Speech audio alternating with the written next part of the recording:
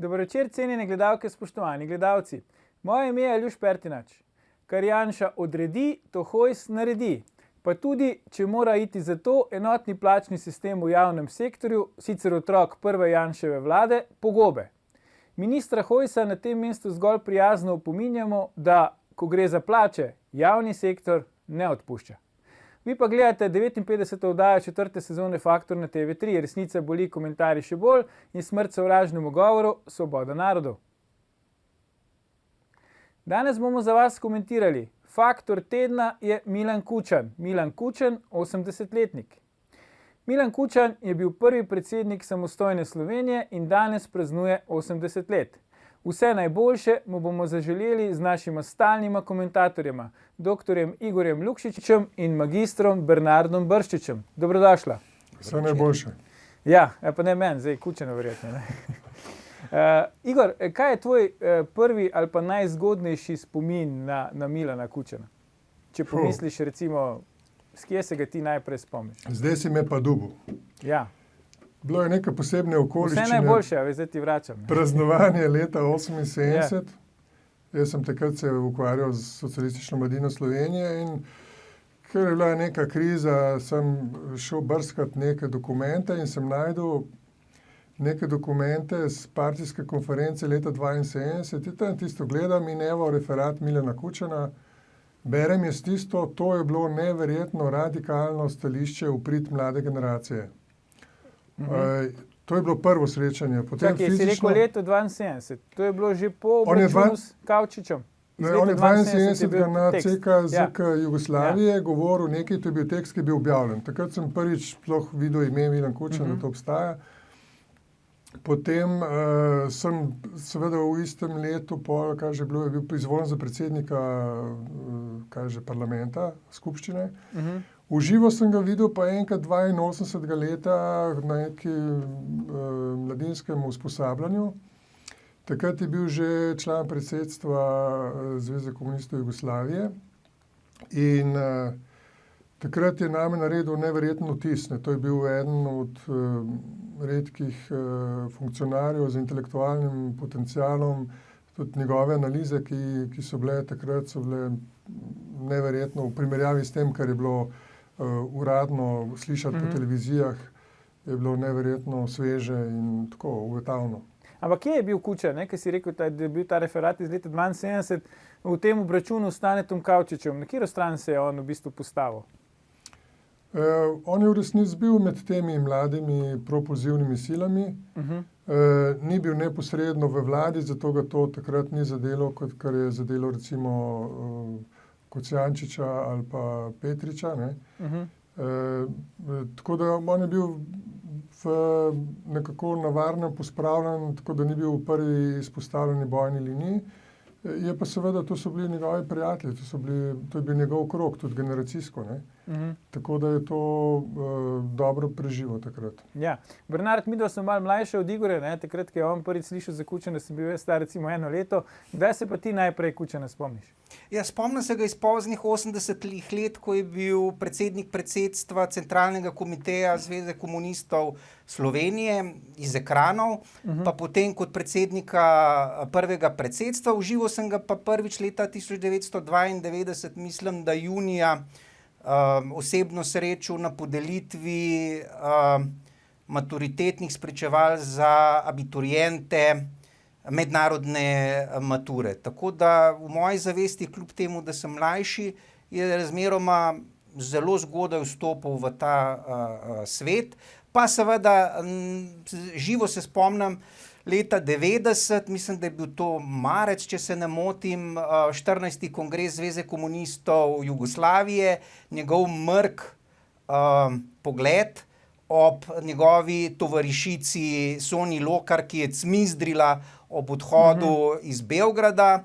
Tudi pri njemu sem opazil, da je s težkim srcem zapuščal center Sava in šel v Slovenijo. Tako da gre za politika seveda, ki je iz sredine 80-ih let pa verjetno do danes najbolj zaznamoval Slovenijo. sega mu v isti rang verjetno samo še Janez Janša. Je neka konstanta, kljub temu, da od leta 2002 ni več v funkciji, sem prepričan, da je mu uspelo neverjetno, da je še v pozni starosti praktično nekronani kralj, da 20 let skoraj da po zapustitvi formalne funkcije v dobršni meri vpliva na Slovenijo in da je usodno zaznamoval spodletelo tranzicijo v Sloveniji. Da dejansko Slovenija leta 2021, kaj je posledica delovanja tovariša Kučana in njegove tovarišije oziroma Kučanovega klana, kot ga je poimenoval posrečeno Danilo Slivnik. Tole, ki je Bernard rekel, da je nekronani kralj. Ja. Jaz se spomnim, sem bil dekan leta 2002 in takrat ga je kolega Niko Toš pripeljal na fakulteto, se pravi, to je bil iztek njegovega mandata, mogoče kakšen mesec pred koncem. In smo se dobili, se pogovarjamo in sem rekel, glede na to, koliko je naredil za Slovenijo in kako je to vodil, da mogoče bi bilo za razmisliti, da bi ga predlagali za monarha, mislim, da bi monarhijo Ja. In seveda, tako sem zmeraj hudomušno nasmejal in rekel, kolega, predlagajte. Ja, vse. Vprašanje, kako bi se znašel v tej vlogi, in pa ko marsikateri se je pa moral znajti, ne.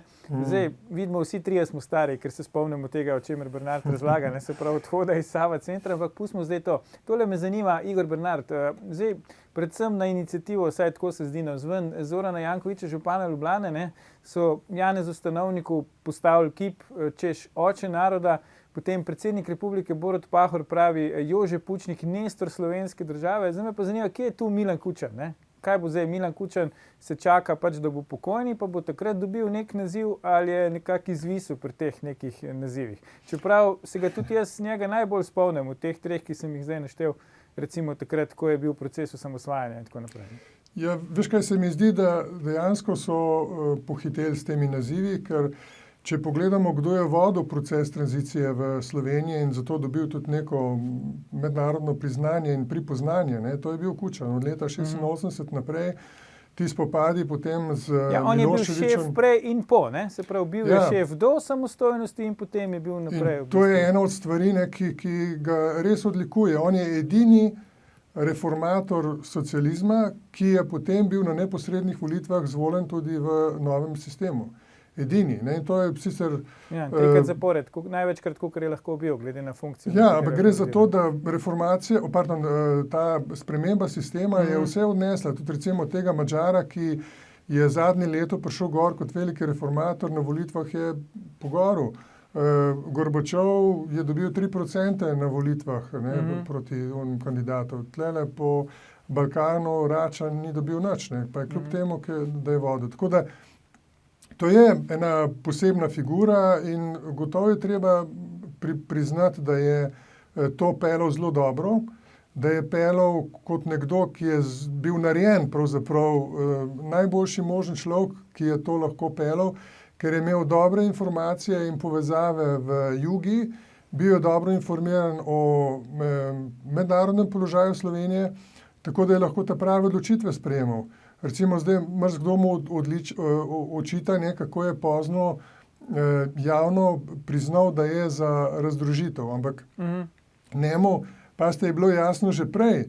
Se Kardelj na smrtni posli jim je rekel, fante, nič ne bo z te juge, začnite se pripravljati za odcepitev. To je bilo leta 1979. Ne? In takrat so začeli oni z postopki ustanavljanja nove revije in tako naprej se pogovarjati s tem, kar naj bi bila slovenska opozicija in tako naprej. Ne? Nova revija je bila ustanovljena na pobudo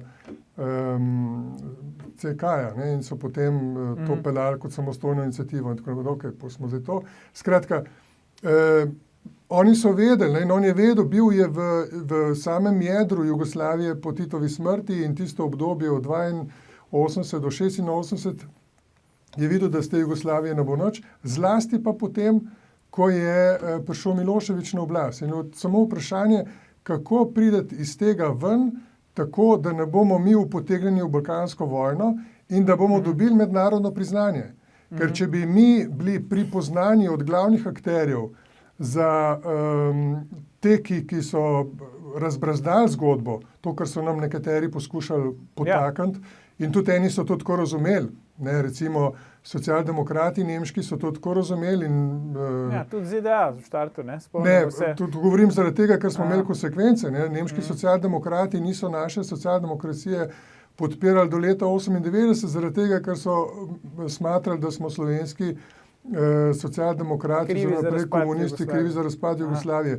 No, skratka, Kučan je to na državnih ravneh uspel toliko dobro peljati, da nismo bili upotegnjeni v ta vojaški konflikt in da smo dobili sorazmerno hitro mednarodno priznanje. Ne? In to je gotovo njegova zgodovinska zasluga. Jaz se s tem sploh ne strinjam. Moje videnje Kučana je drugačno. Da je človek, ki je se počutil kot riba v vodi v totalitarnem sistemu, da je totalitarist po svojem miselnem habitu, da ni reformator, da je do konca verjel in še danes verjame, da tržno gospodarstvo s pravno državo in avtentično demokracijo ni pravi sistem, da je ostal komunist, da pa je seveda mu treba priznati, da je izjemen pragmatik, da je, spomnil bi, da je leta 1989 on izjavljal, da samostojna Slovenija nikoli ni bila oziroma ni njegova intimna opcija. Skratka, verjel je v bratstvo in enotnost, verjel je v ta komunistični internacionalizem, verjel je v socializem, res da z neko latovščino partijsko, s človeškim obrazom, da je pa ugotovil z izjemnim, subtilnim občutkom za preživetje, da kaj se je zgodilo Ceausescuju v Romuniji, da proti toku ne sme urinirati. In se je potem priključil temu osamosvojitvenemu vlaku, ki je pravzaprav temeljil na tem, da je ekonomski sistem SFRJ, socializem, samoupravljanje bil nevzdržen, da spomnimo se, toliko stari smo, kaj je bilo konec 80-ih let, se pravi Markovićeve reforme zgrešene v celoti, ker niso naslavljale glavnega problema, to je, da socializem ne deluje. Se ti pravičujem, Bernard, samo toliko, da se spomnimo res konca 80-ih let, predlagam, da gremo zdaj na oglase, pa nadaljuješ takoj po oglasih. Tako da ne nam ujiti, gledalke, gledalci, se vrnemo po oglasih, ko nadaljujemo s komentiranjem lika in dela Milana Kučana, 80-letnika. Ostanite.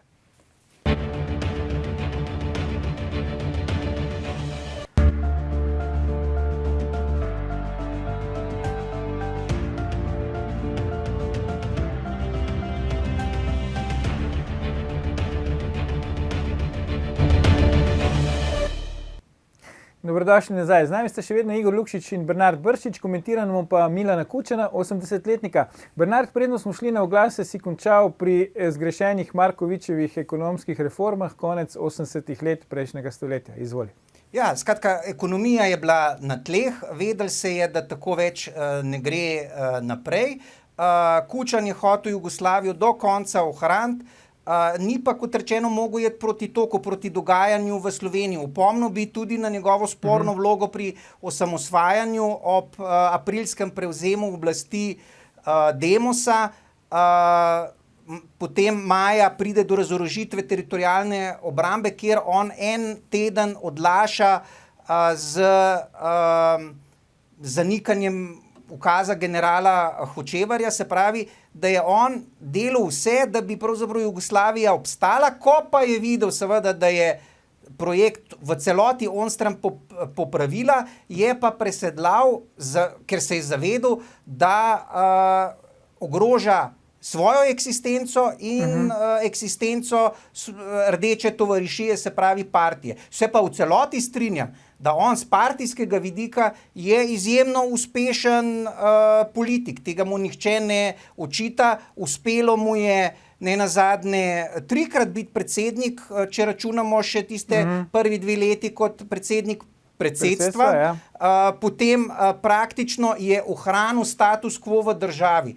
Mislim, on je človek, ki je zaslužen za to, da imamo pravosodje, kakršno je, da imamo medije, kakršne imamo, da imamo gospodarstvo, praktično celotna njegova tovarišija, zbrana potem v Forumu 21, ki je izvedla privatizacijo slovenskega gospodarstva, je poskrbel za to, da je ta rdeča tovarišija tudi leta 2021 ohranila vse vzvode oblasti. Tako da je optika Milana Kučana, 80-letnika, odvisna od tega, ali si zadovoljen s stanjem, kot je v državi. Jaz, na primer, nisem. Prepričan sem, da imamo namesto neke avtentične parlamentarne demokracije demokraturo, namesto delujoče pravno države kritokraturo oziroma krivosodje, da imamo izkrivljeno medijsko krajino in v dobršni meri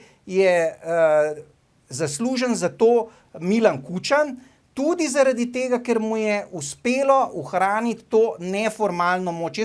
Jaz bi ob teh spornih stvareh, ki sem jih že omenil, pa ne nazadnje Igor, začenši z vlogo, z obračunom s tem kvazi slovenskim liberalizmom Staneta Kavčiča, če ravno je šlo po mojem za spopad med partizanskimi klani, za nikakršen liberalizem, ampak pustimo to, potem njegova sporna vloga v procesu proti JBTZ, se pravi, kako je elegantno pustil vojaškemu pravosodju, vojaškemu tožilstvu, da je obračunalo z takratno nastajajočo opozicijo, se ni s tem mazal rok, potem njegova vloga v osamosvajanju, ki je bila sporna, in pa skratka, da mu je uspel, mislim, če bi bil jaz komunist, bi rekel, pa to Kučan je pa res naredil, da smo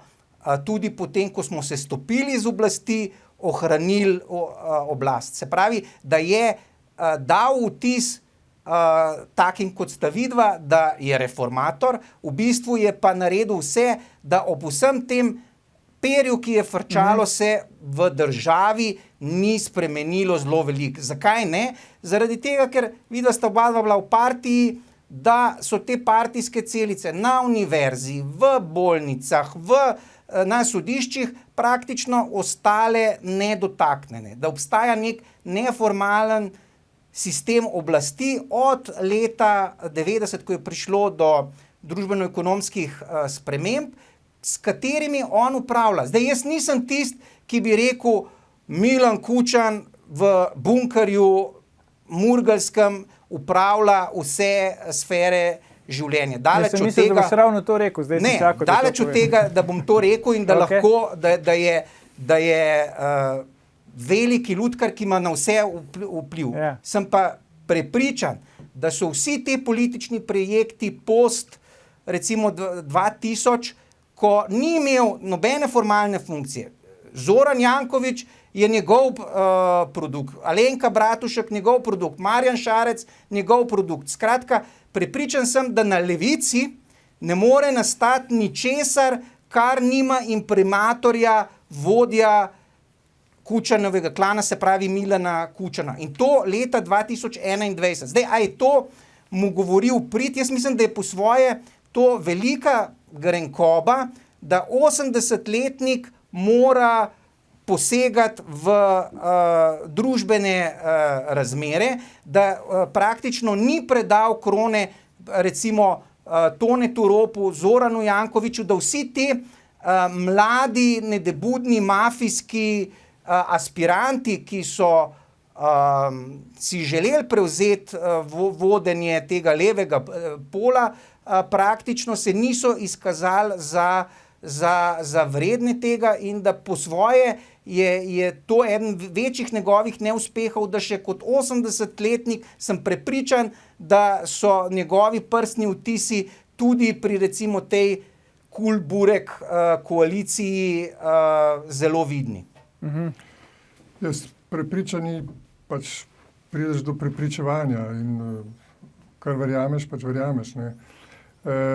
ampak jaz sem imel opravka v konkretnih političnih spopadih tudi z Milanom Kučanom. Recimo, ko sem bil predsednik stranke, je kazala anketa za Pahorja 20% med našim volilnim telesom. Ko sem napisal 2 pismi, je bilo to 20-80 obratno, se pravi, sem dosegel, da je naše volilno telo podpiralo Pahorja, seveda tudi večino je naredil Pahor sam, ampak sem to tudi pomagal in se je pokazalo, da vendarle Kučan z vso mašinerijo, o kateri Bernard govoriš, kako je zelo obvladujoča, ni uspel niti v drugi rundi, ko je Šarc kandidiral, skupaj s Pahorjem se to ni izkazalo. Tako da ta veliki baobav, ki straši po Sloveniji, da Kučan obvladuje vse, to enostavno ne drži. Je pa nekaj res, Bernard, to, kar pripisuješ Kučanu, kako je zamočil vse ključne procese v 90-ih letih. A veš, zakaj to lahko drži? Zaradi tega, ker je demosovska večina, ki je bila odločilna pri sprejemanju ustave, naredila šibkega predsednika, zato ker je vedela, da bo verjetno Kučan kandidiral in bo on zvoljen. In zato imamo mi v ustavi tako zelo šibkega predsednika, ker če bi imeli močnejšega, bi Kučan imel močnejšo pozicijo in bi gotovo procesi šli drugače, tako kot si oba želiva. Na boljš. Jaz bi upozoril na, mogoče je bil to tvoj zdrs, ki si ga omenil, pa je zelo signifikanten, recimo o tem, da je bila Nova revija produkt CK-ja oziroma Udbe. To se mi zdi zelo razsvetljujoče kot teza, ker tudi sam... Ne zdrs, to je informacija. Sam sem, bom rekel, potem prišel Bernard, do tega... Pazi, ne gre za to, kaj si jaz mislim. Ja. Jaz vem, ker je ideja prišla od tegale, kaj je že bil, za kulturo je bil zadolžen takrat Šali. Oni so se spomnili in so poklicali Rupla, da bi bil čas, da začne ustanavljati to Novo revijo. Samo potem Rupel ni več nazaj prišel, ker je ugotovil, koliko je ura, in potem so začeli to kot samostojno revijo. Mislim, če ti nadaljuješ tezo potem v letu 89 nastajanje strank, kot je recimo takrat Kmečka zveza oziroma današnji SLS, potem prideš do zanimive hipoteze, ki jo jaz zgodovinsko ne morem še leta 2021 potrditi, da je bil Demos v dobršni meri produkt struktur Udbe in Zveze komunistov z namenom, da se pravzaprav parlamentarna demokracija ne vzpostavi v svoji avtentični obliki, ampak v neki obliki SZDL-ja. Ker dejansko, če pogledaš recimo že samo nadevanje imena te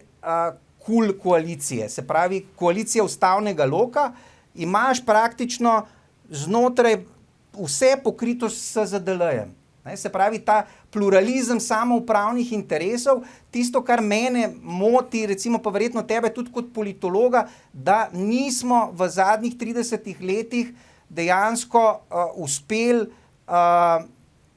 osmisliti demokracije kot neke delujočega sistema, najboljše ali pa najmanj slabega načina vladanja, in da imaš ti nekega 80-letnega upokojenca, ki se napove predsednikom vlade, kot je bil recimo vajin tovariš Borut Pahor pa Bratuškova, ki ga z veseljem sprejemajo na Gregorčičovi 25. Meni je to nezamisljivo, naprimer, sej eno je pieteta do bivšega predsednika, ampak kaj ima nek 80-letni starec, ki je svoje oddelal, pokazal, kaj zna, kaj je njegov domet vladanja, zakaj ne čuva svojih vnukov, uživa lepe pokojnine in prepusti mlajšim, da bi oblikovali to našo lepo samostojno Slovenijo. Zakaj potrebujemo stalne njegove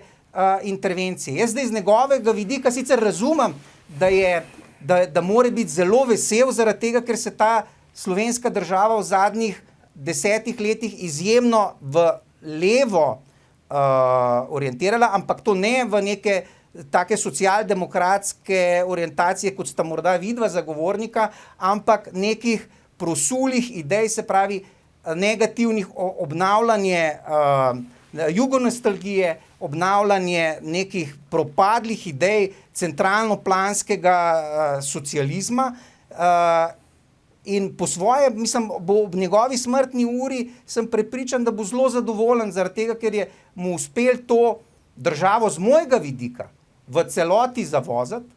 On bo pa verjetno v svojih komunističnih nebesih zelo, zelo vesel, ker mu je uspelo, da praktično po 20 letih, jaz ne trdim, da on odloča o vsem, daleč od tega, nisem nek teoretik zarote, ker je to nemogoče družbenih sistemov, toliko smo že stari, da vemo, da družbe ni možno centralno-plansko voditi, ampak fascinantno mi je, da nekdo po 20 letih od zadnje formalne funkcije ima takšen vpliv in družbeno moč, kot jo ima Milan Kučan.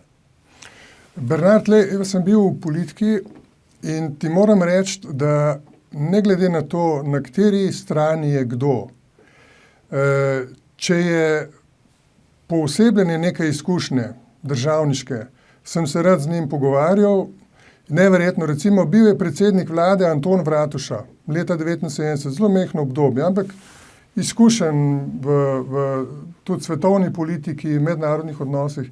In kadar sem imel priliko, sem se z njim pogovarjal, ne glede na to, kaj je on zagovarjal takrat, ko je bil v samoupravnem sistemu. Tudi z Marincem, kot predsednikom slovenske vlade, bivšim in predsednikom CK-ja in tako naprej, Šulcem, skratka, ljudmi, ki so bili tudi v drugih političnih sistemih, Napolitano sem imel to časo govoriti. Skratka, to so dogovori in pogovori na eni drugi ravni.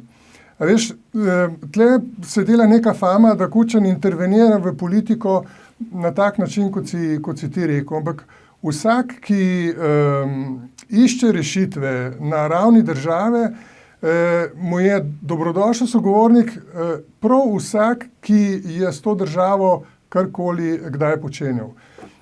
In Kučana tudi vabijo, da pove svoje stališče v zvezi z Balkanom, ne, mednarodni sogovorniki. Se spomnim, ko smo bili v vladi, so hoteli, da ga vlada imenuje za nekega poslanca, da on pogleda, kako vidi situacijo v Bosni in rešitve. Ne, takrat je bila tudi neka obletnica Daytona, zdaj spet neka. Skratka, na drugi ravni teče ta debata, ne? Tako da to, kar si ti govoril o tem, ga poslal vnukom in tako naprej, enostavno se ne da izpreč. Ko si ti iniciiran enkrat na raven države, ko si enkrat predsednik države, ni problema. Ne? In zdaj, ko si rekel, kako ti gre to na živce, da se najavlja, jaz se tudi lahko najavim ali pa prosim za sprejem pri predsedniku države, pri predsedniku vlade sem prepričan, tudi kadarkoli sem hotel pri Janši, svoje čase, zdaj pač ne vidim potrebe, ampak če bi hotel, sem prepričan, da bi me sprejel in bi se imela kaj pogovarjati v interesu Slovenije. In isto velja za predsednika državnega zbora. Tako da, in moram reči, v izkušnji ministra in tudi predsednika stranke, kdorkoli se mi je najavil, z katerekoli strani, naj so bili to ministri iz Janševe vlade, kjerkoli, vsakega sem sprejel, ker vsak ima izkušnjo, ki je vredna, ampak jo mora znati slišati. En medklic.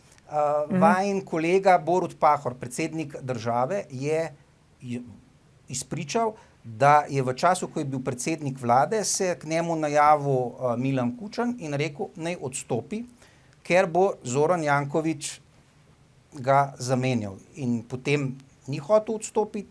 Vemo, kaj se je potem zgodilo. Bilo je tistih 25 ali 26 priprošnikov na čelu z Milanom Kučanom, ki so Zorana Jankovića dejansko postavili tako rekoč za predsednika vlade in Bogu hvala samo za to, da je bil tako samopašen kot stekel pes, da se je strgal z verige in da mu ni uspel leta 2012 oziroma konec leta 2011 sestaviti vlade. Tako da jaz v te benignost njegovih intervencij ne verjamem. Meni je enkrat ameriški veleposlanik Musomeli rekel, da ne razume, zakaj v Sloveniji imajo nekateri politiki, mislil je na Milana Kučana, tak vpliv, da pri njih predsednik, ki oddela 2 mandata, dobi svojo knjižnico, za katero zbere 20 do 30 milijonov dolarjev prispevkov donatorjev in potem je to. Nima nobene družbene moči. Medtem ko Milan Kučan mu je pa uspelo, mislim, preko tudi tega Foruma 21, pa s tem, da jaz nisem, kot rečeno, predstavnik, teoretik zarote, da je možno upravljati z vsem, ampak da dejansko ima moč, ki bistveno presega položaj nekega bivšega predsednika države oziroma bivšega predsedstva Centralnega komiteja Zveze komunistov Slovenije. Je pa res, kot rečeno, če z vidika politične sociologije gledam, je pa on super uspešen politik, zaradi tega, ker mu je uspelo kot težkemu komunistu preživeti obrat, ne samo preživeti, tako kot si rekel, Igor, biti dejansko 3-krat izvoljen skoraj da, ne, oziroma 2-krat na predsedniško funkcijo in to, da si pri 80 letih faktor v državi, mislim, moram reči, klobuk dol, ker sem prepričan, da njegovi, bom rekel, nasledniki ne bodo imeli tazga vpliva kot on. Veš kaj, Bernard, po moje imaš malo problemov z oceno, ne? Če bi on res bil tak težki komunist, potem se to ne bi zgodilo, ker noben težki komunist ni bil zvoljen, ne v Sloveniji, kje druge. Pragmatičen komunist, se pravi, vedno je svoj interes pa interes partije recimo pred dogmo podstavljal. Sigurno recimo en Jokl s tistim svojim pismom, ne vem, 88 Via Facti, ja, je bil tista trda linija, medtem ko je bil pa, mene fasciniral, recimo, kako Kučan sicer tebi imponira njegova intelektualna ostrina, jaz je ne zaznam, ampak kako je uspel držati praktično več teh struj v partiji, tudi starostno različnih, se pravi, da so se mu podredili, recimo kalibri, kot je Stane Dolanc, naprimer je bil na koncu pod njim, potem recimo Janez Zemljarič, ki je po mojem ena najbolj strašljivih osebnostih, naprimer, nekaj človeka, mene bi bilo recimo strah na 4 oči z njim biti, ker ne veš, kdaj ti bo CZ 75 potegnil, ne. Da je praktično, da so takšni, bom rekel, trdorokci praktično priznavali primat temu majhnemu človeku iz Prekmurja. Ja. Najprej, Aljuš, če dovoliš. Ja. Sedel sem na enem predsedstvu takrat te prenovljene Zveze komunistov, meni se zdi, da leta 93, ko je bil Jože Smole še član, in je nekdo ravno tako govoril, ne, kaj bo Kučan zdaj, najprej bil nek partijski, ne vem kaj, trdorokec, pa ne vem kaj, pa je rekel Smole, pazi, Smole pravi takole, pa kaj bo Milan? Milan je bil zmeraj en socialdemokrat, on nikoli, mi smo imeli zmeraj z njim probleme, on nikoli ni bil čist naš. Veš, zakaj to govorim? Zaradi tega, da bo jasno, zakaj je on lahko dobil podporo na volitvah. Ker v resnici ni bil tak, kot Bernard se tebi zdaj zdi, ker so recimo za nazaj vsi enaki. On je bil tle reformatorska dejansko, recimo v tistih kategorijah liberalna frakcija. Kar pa zadeva, praviš, kako je podredil Dolanca. Ti nisi mogel narediti v bivšem sistemu kariere, če se nisi prelepil, če nisi dobil od starejših enega pravega mentorstva. In Stane Dolanc je bil v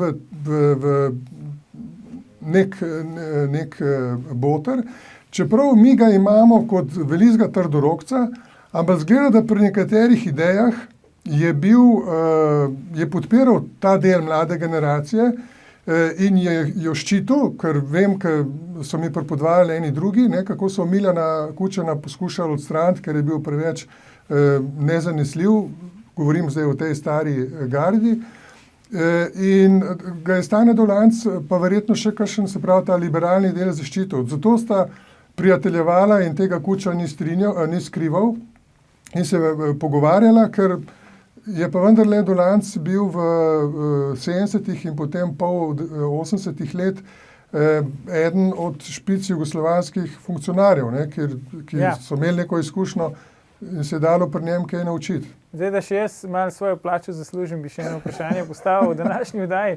In sicer, zakaj po vašem mnenju Milan Kučan A nima naslednika in B nikoli v resnici ni eksplicitno in z vsem srcem na splošnih volitvah podprl stranke, iz katere je sam išel? Ja, preprosto, mislim, predober je. Jaz njega ne maram, se mi zdi poosebljeno zlo, ampak kot politični analitik amaterski bi pa rekel, da je pa zelo inteligenten človek, pravi lisjak in da, mislim, politična žival, 100%, da ima izjemno razvit preživetveni instinkt, da je pragmatičen in da, če pogledaš, mislim, ali imajo takšne lastnosti aspiranti za njegovo nasledstvo, Tone Rop, mislim, če sem bil prej nekoliko skeptičen do intelektualne ostrine Milana Kučana, je pa to pravo uboštvo, naprimer, ne. Se pravi, dejansko so bili poizkusi, tudi ne nazadnje, Zoran Janković je posinovljenec Milana Kučana, pa se ni izkazal kot vreden krone, dejansko nima teh kvalitet, ne, kot jih ima sam je Milan Kučan v bistvu vrhunski politik. To mu moramo priznati, ali je dober politik za državo, absolutno zame ne, za partijo pa za nek ohranitev statusa quo v državi pa vrhunski. Jaz mislim, da ne vidim recimo, če pogledaš romunske komuniste. Romunski komunisti so žrtvovali Ceausescuja zato, da so lahko, da jim je zapeljali tranzicijo v svoji smeri, medtem ko je pa Kučanu pa uspel osebno preživeti